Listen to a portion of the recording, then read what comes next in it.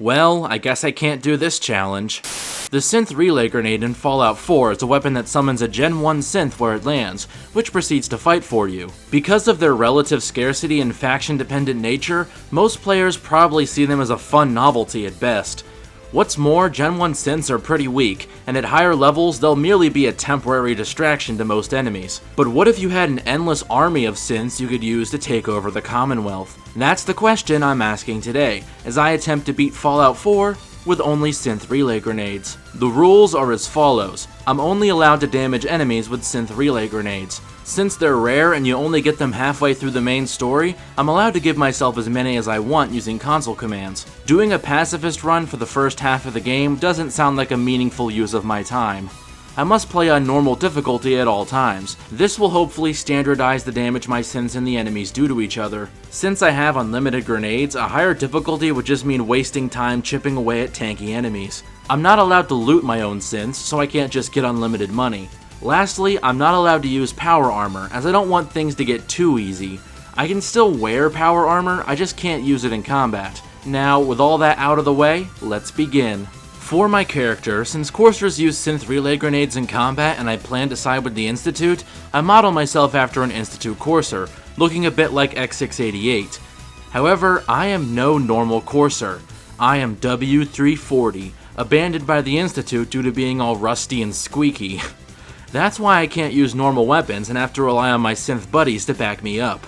For my stats, I go with 4 Perception to boost it to 5 for Demo Expert, 3 Charisma for Lone Wanderer, 9 Intelligence for more EXP and a few helpful perks, as to be honest, I'm kinda sick of doing a grindy idiot savant build, and 9 Endurance so I can act as my party's tank. I use the console to add 50 grenades to my inventory, although like in my last Fallout 4 video, I also have to use the console to equip them, as you can't do that without a Pip-Boy. I throw a grenade, and sure enough, a Gen 1 synth appears to squish a roach for me. However, he then turns his attention to me. Either the grenade is malfunctioning or the Institute wants to get rid of my rusty ass. Regardless, at level 1 with no armor to speak of, the synth can cut me down in no time flat. Therefore, I don't bother spawning in any for now and just use the normal method of trapping them behind doors and sneaking until they leave me alone. Giant roaches? What the hell? A little late on the draw there, pal. Before leaving the sardine tin I cracked myself out of, I wanted to spawn in a synth and run out of there so he'd take care of the roaches in my absence. However, it seems the roaches all crawled back into the walls at the noise of the vault door opening. As I escape, I see the Institute is keeping a close eye on me, as these crows don't fly away when I get close. That just proves they're Institute watchers. For once, instead of going straight to Sanctuary Hills, I head in the opposite direction, where I find an abandoned game of kickball, a first aid kit, some armor, an angry dog, and a small farm where I have a conversation while a synth and a dog duke it out in the background. Also, cute kitty. This trip was now worth it. I used the Your Special book to max out my endurance and summon some synths to act as pest exterminators. Codsworth, being immortal, can clean up the hostile synths left behind. As you can probably guess, I'll want to meet up with the Institute as quickly as possible so my synths can be actual allies and not just enemies of my enemy. One synth is enough to clean up the scum around the museum. However, it then begins to fire at Preston, resulting in a stalemate where it stands under his balcony and neither can hit the other. Before going inside, I summon as many synths as I can get away with to give the raiders a surprise when they spawn in. Inside, the synths wipe the floor with the raiders. Your stealthy attack was unsuccessful. It's inevitable.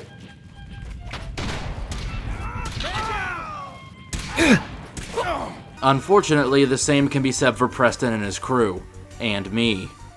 Next try, I'm more conservative with my synth use and hide more often to let the synths and raiders thin each other out. After that's sorted, I level up and get the Aqua Boy perk, which I always get for any character. Turning water into a get out of jail free card is too good to pass up. Sturgis then tells me his plan. We're talking a full suit of cherries. While also flexing his impressive leg muscles. As Marcy Long is being a bitch to me, we need help, and we get a vault dweller? What are you going to do in that stupid jumpsuit? Bleed to death? I leave her with a parting gift. Are you insane? I get into the power armor and grab the minigun purely to progress the quest, then immediately exit it. The synths I left for the raiders do good work, and I assume they would focus on the Deathclaw to make my life easier, but they seem a lot more interested in me for some reason. This forces me to hide with a poor armless synth that runs from me and cowers in fear. Not sure why the Institute programmed their murder bots to do that. Oddly enough, Gene, the guy who wanders around and sells you a dog, ends up killing the Deathclaw at the end of it all. Makes sense, that guy always has a skull next to his name when you see him. As I head back to Preston, I grab a Ushanka hat off a Minuteman and don it, since it grants +1 intelligence. The commie hat makes you smarter. What did Todd mean by this? Preston rewards me for my lack of contribution, and Mama Murphy points me towards Diamond City, which I head towards right away. I flirt with Trash Can Carla for a discount before selling everything I don't need to her in exchange for some medical supplies. Then, I summon a synth to take out Wolfgang and Simone for some easy EXP. Trudy's able to finish it off, leveling me up and getting me the pickpocket perk. May seem like a weird choice, but trust me, it'll come in handy. Heading up the overpass past Corvega, I decide to have some fun and siege the place with synths. Sensor anomaly detected. I also get the raider with a fat man to blow himself up.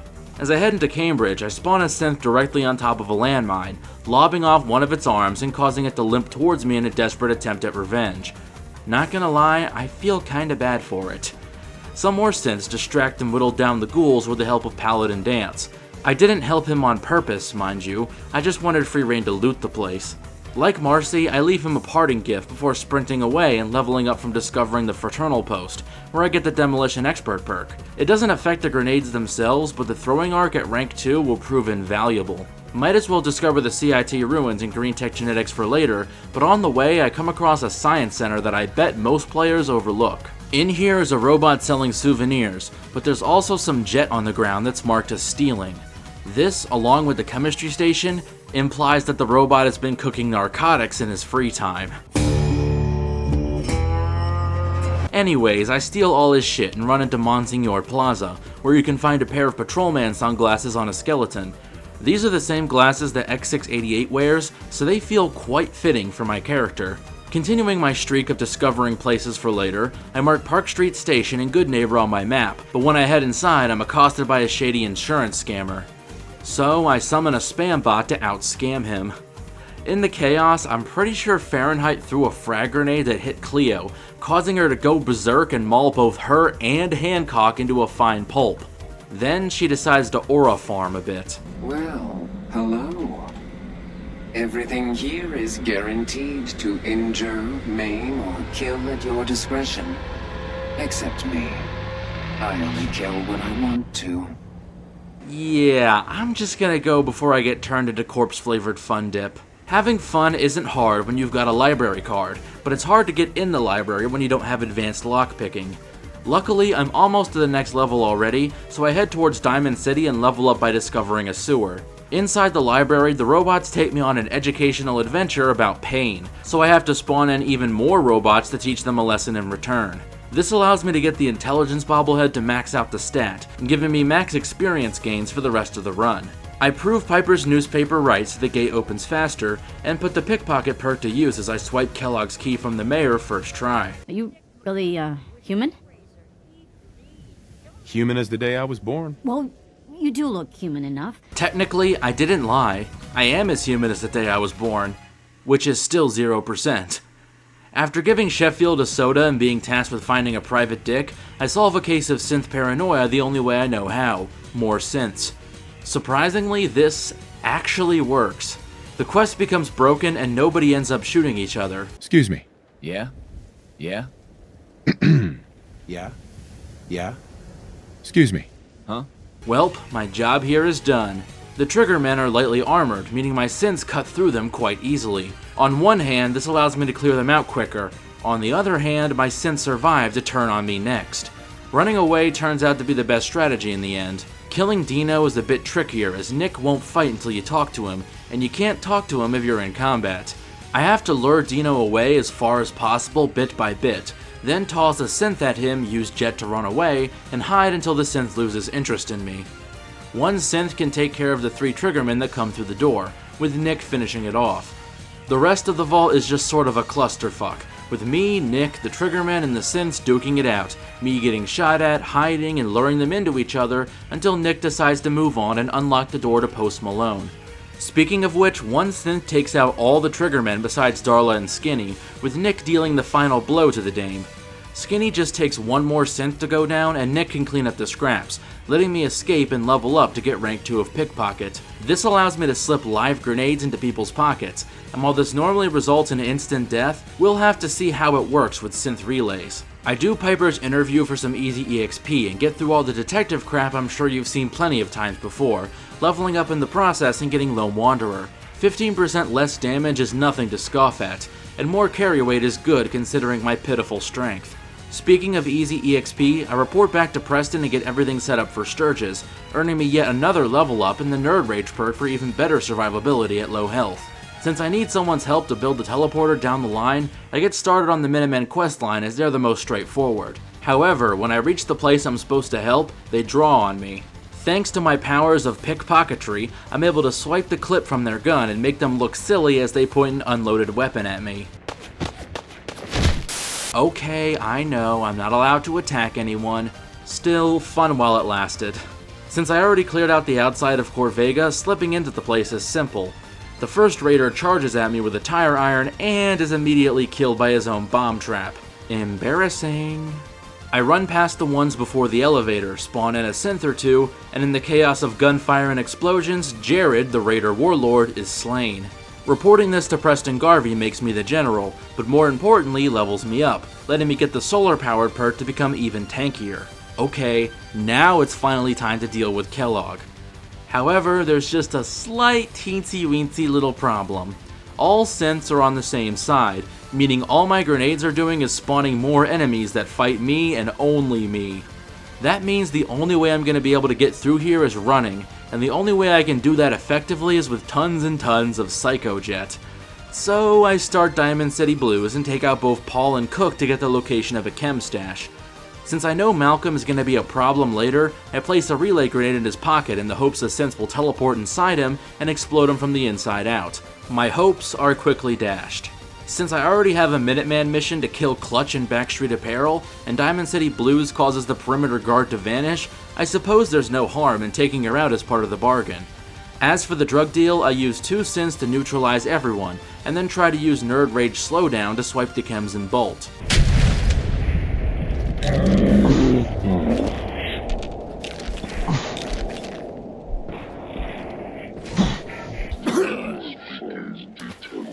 Next try, I heal and do some jet first, then make an aquatic escape to Sanctuary, where I report my success to Preston and celebrate by cooking a cartel's worth of hard drugs. The EXP from this even levels me up, where I quite fittingly get the Chemist perk. With Psycho Jet, I'm able to run through Fort Hagen quite easily, but when I reach Kellogg, I hit another wall. Synths spawned by my grenades won't fight Kellogg, which I probably should have expected, but that doesn't make it any less frustrating. Therefore, it's not possible to beat Fallout 4 with only synth relay grenades. Or is it? As Donnie Tidwell pointed out on my last Fallout 4 video, Travis Miles of Diamond City Radio can follow you as an unofficial companion, meaning his kills don't count as your kills. This is partially why I got the pickpocket perk. Theoretically, I could pickpocket a weapon onto him and have him kill Kellogg for me. Guess it's time to do Confidence Man. Nothing much to say about the quest itself. For the staged fight, I just have to block while Travis does all the work, and for Scarlet, I pop some grape Mentos and convince her to go out with him. Then, Vadim gets kidnapped, and this is the point where Travis follows you to the ends of the earth. I slip an automatic laser pistol and some fusion cells into his inventory, and let him go to town.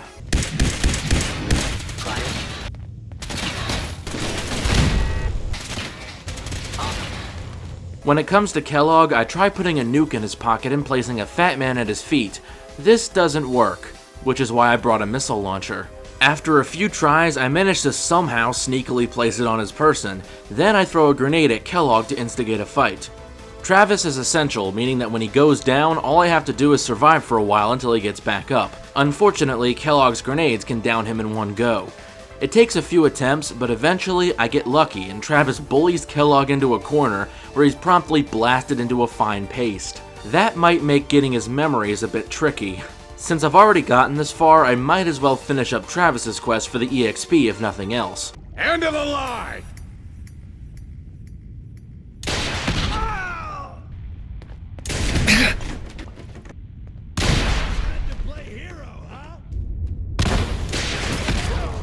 This also lets me showcase a useful exploit. If you back out of Vadim's dialogue when you rescue him and go through it again, he'll give you an endless supply of caps and chems. I only do this a few times because I don't want to abuse it too much. We all know how Kellogg's memories go, so I won't bore you with that. The Institute uses teleportation and we need to find a rogue scientist to get inside. That's the gist of it. For once, I head south from Fort Hagen to the Crater of Adam, which I'm not sure I've ever done before. For what it's worth, I encounter fewer enemies this way, and the ones I do come across can be distracted by synths while I leave them in the dust. The rads also aren't an issue, as Rad-X stacks and I have plenty of it. The Children of Adam lead me to Virgil's cave, where I completely ignore the Deathclaw in favor of speaking to the man himself. Despite leading a hostile synth into his cave, he doesn't stick to his guns about me being an Institute agent. I proceed to lie to his face. I'm not lying. I killed him myself.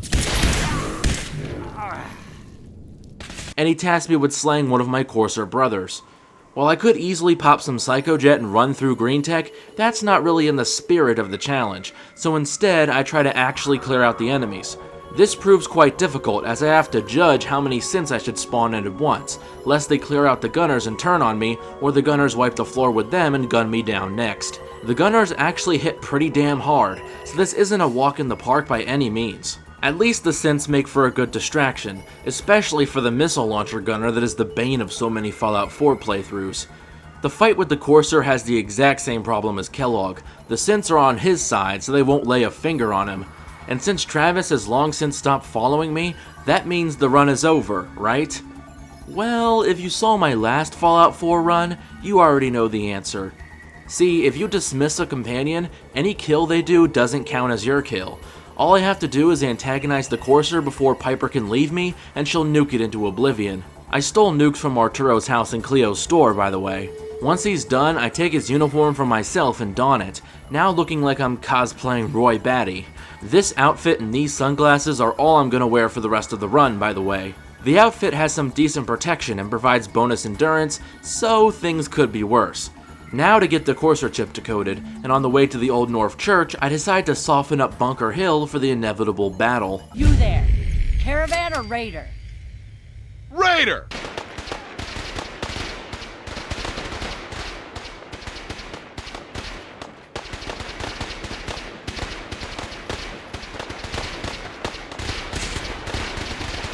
As for the church itself, I lead all the ghouls into a group and then summon a synth to keep them distracted, using Psychojet to slow down time and quickly punch in the code. Again, despite having to mow down a hostile synth and me wearing a Courser uniform, none of the railroad catch on to my allegiance. I need a Courser chip decoded. You have what? Oh, I see you invited the Courser killer. You're saying this intruder actually killed a Courser? If you're done interrogating him, you might want to show this Courser murdering machine a little courtesy. I get the chip decoded, get the teleporter plans from the not-so-jolly green giant, and build everything I need with the exception of the dish. I have to go back to the glowing sea and into a secret Institute base just to get a sensor module. At least actually getting the thing wasn't too difficult. Sturges? I'm not in the center of the platform. Is that a bad thing? Am I gonna get half dematerialized? Oh shit. Hold on to your butt!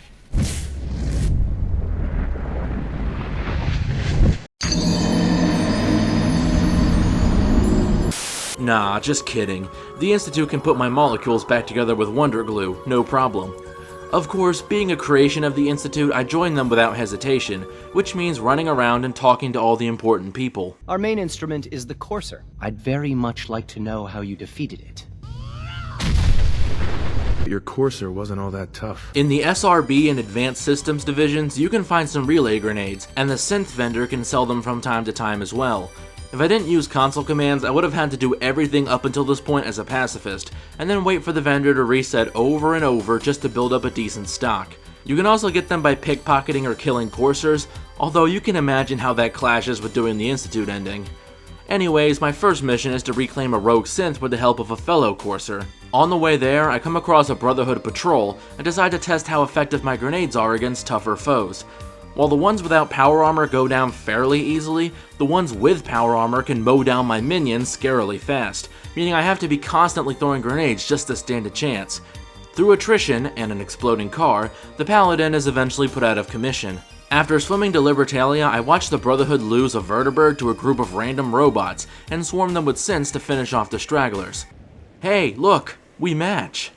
As for the flotilla itself, Eliminating hostile.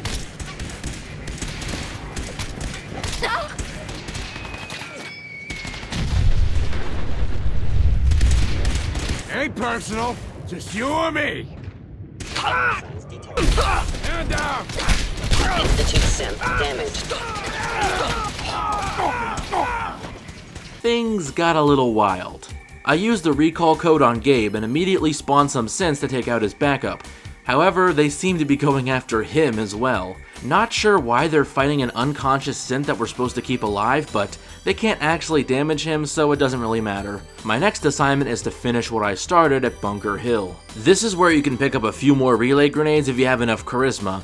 I, however, do not. Since I already cleared out most of the place earlier, all that's left are Railroad Heavies and Brotherhood Knights, who get overwhelmed by sheer numbers.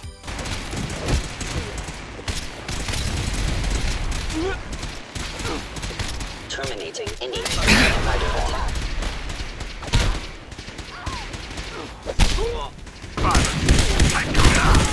And a synth with a minigun, who exudes pure fuck it we ball energy. I don't feel like sitting through the boring ass meeting, so I just fast travel away and back to skip it. I trust I was not assuming too much in naming you as my replacement. Sean, I'm... Leveling up, I get the second rank of Lone Wanderer for extra tankiness, teleport to Mass Fusion, grab the ID, and jump into Good Neighbor's loading zone to prevent fall damage so I can skip the elevator segment. I decide the smart solution is to spawn a ton of synths where I know the robots will be, so they can take them down right away. What I didn't expect was for the synths to suddenly turn on me and gun me down. Not sure why this happened, maybe it was a protest against being used as cannon fodder. Next try, I don't spawn in quite as many synths, use Radx and Jet to grab the agitator, and let the battle of the bots commence. These attacks continue. Engaging hostile life form. Regrettable occurrence. Unit critically damaged. Repair impossible.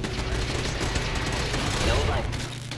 The following few quests, getting Wallace, doing the speech, activating the radio and reactor, and sitting through another meeting are kinda filler, and don't have anything to do with the challenge, so let's just skip to the part where I have to take down the railroad. Understandably, nobody's willing to talk to me when I get there, except Carrington, who seemingly gives no fucks. Like, everyone's all hostile towards me and stuff, but he's still willing to offer me medical services.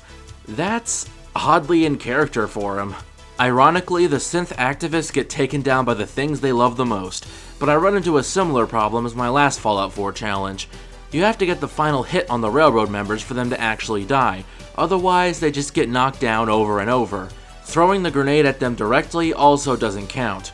This means the Institute ending is a bust, and I have to go down a dark road that no man should have to walk.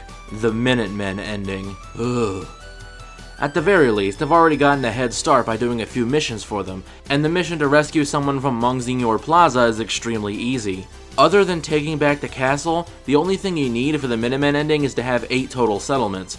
I've already got Ten Pines Bluff, County Crossing, and Oberlin Station, and taking Sunshine Tidings is as simple as killing some weak ghouls and radroaches. Well, besides the vertibird, but those are made of paper mache anyway. Clearing out the castle isn't too tough either, as despite the Mirelurks having energy-resistant shells, enough lasers coming at them from all angles does the job fine. The only issue being that the synths fire on my Minutemen allies, so I don't have any backup besides them. For the Queen, I use Jet to throw as many grenades as quickly as possible, swarming her with synths that slowly chip her away. Though she can kill them with a single slap, it really doesn't matter, as for every synth she kills, I can summon 2 more. With enough patience, the beast is slain. I then head to Bunker Hill, as you can get that as a settlement after the battle there. However, I see that Joe Savoldi hasn't quite gotten over his son's death. Talk some sense into my numbskull son. Talk some sense into my numbskull son. Abernathy Farm is easy to add to my ever-growing empire, as all they require of me is the slaughter of some low-level raiders and the retrieval of their amulet. Lastly is clearing out Tavington Boathouse, which, well, it's just bugs. I throw a few synths at ground level and one through a window to deal with the ones upstairs. There is, however, a slight problem with the Minuteman ending. In order to start the attack on the Institute, you first have to be banished by them. The only way to do this if you've already joined them is to kill a named member. However, I can't do that as my synths take the Institute side if they turn hostile. Therefore, I have to fail the challenge by punching Justin Ao's lights out and running for the hills. Technically, this is less of a failure than the Institute ending, which would require me to punch several more people in the form of the Railroad, but a failure nonetheless. Now it's time for the battle at the castle, and since my grenades are going to be predictably useless here, I'm going to need all the help I can get. To that end, I send Piper and Nick to the castle and ship over as many materials as I can carry to build a buttload of turrets everywhere. The battle goes, well, I'll be honest, poorly. While the turrets can put in some good work and mow down the Institute forces, they can also do the same to my turrets. Since I used all my materials building them, I don't have anything to repair them with. That just leaves the essential people at the castle, and since the Institute vastly outnumbers them, there's not much they can do to help. I end up having to fast travel away and buy a bunch of resources just to fix up my turrets, so I stand a chance at victory. I do notice something odd in that if I enter an interior and then exit, sometimes my turrets will magically fix themselves. The coursers hit pretty damn hard, but with enough waiting around and fixing my turrets over and over, I'm eventually able to scrape out a win. Now to take the fight to the Institute. Unfortunately, this is where I hit another snag, as once I hit the center, there are just way too many synths and coursers for Preston and the Minutemen to handle. Technically, this is possible, as Preston is essential and you get an endless supply of soldiers. However, the synths cut me down so quickly, it's not even remotely feasible. So, I bite the bullet, load back an earlier save, and punch out the Railroad's leadership, failing the run once more. At this point, all that's left is to wipe out the Brotherhood. Not before Rosalind nerds out over her relay grenades, of course. I almost forgot. Take these. Grenades? Sure, I can always use grenades. No, they're not grenades. This thing, and I haven't come up with a good name for it yet, it basically deploys a beacon marker. Wherever they land, we can lock onto them and relay synths directly to that position. We've only got a few of these, so put them to good use. Don't go tossing them into the bay. Since these beacon markers pretty much serve the exact same function, I'm allowing them. As you can imagine, the Brotherhood with their Gatling lasers, missile launchers, and power armor can cut down my synths like grass. Again, I pretty much have to non-stop throw my grenades, and even that's not always enough to stop me getting shot to shit. Regardless, using the virtue of quantity over quality, I'm able to chip my way through the airport and take out all 3 generators. I set up one beacon marker on either side of the airport and one in the center to give me maximum coverage. Then it's just a matter of swarming the BOS soldiers with synths as they come and letting the virus do its work. With that, Liberty Prime Hindenburgs the Pridwin, and I prove that no, you cannot beat Fallout 4 with only synth relay grenades. Or at least I wasn't able to. The Brotherhood ending would have the same problem when taking out the Railroad, but as I proved in this video, the Railroad ending is theoretically possible. Hey everyone, thanks for watching yet another video. I appreciate any support you can give me so I can make similar content for you in the future. If you liked the video, leave a like or subscribe. It only takes a second, but it helps me grow a ton. If you didn't like the video, leave a dislike and give constructive criticism so I can improve. Also, leave your ideas for new videos in the comments. I read all the comments that come my way and put your ideas at the end of each video. Who knows, your idea might even become an official video. If you really want to support me, go to my Patreon or become a channel member, which will get you shouted out, guarantee an opportunity to chat with me, and make your ideas much more likely to become reality. Plus, it's only 17 cents a day. Even just 20 subscribers to my Patreon would mean a lot to me, and help me put out even better content. Check me out on Reddit or Discord using the links in the description if you want to chat, or check out my second channel, The Loophole, for some extra content. This is Causal Loop, signing off. Peace.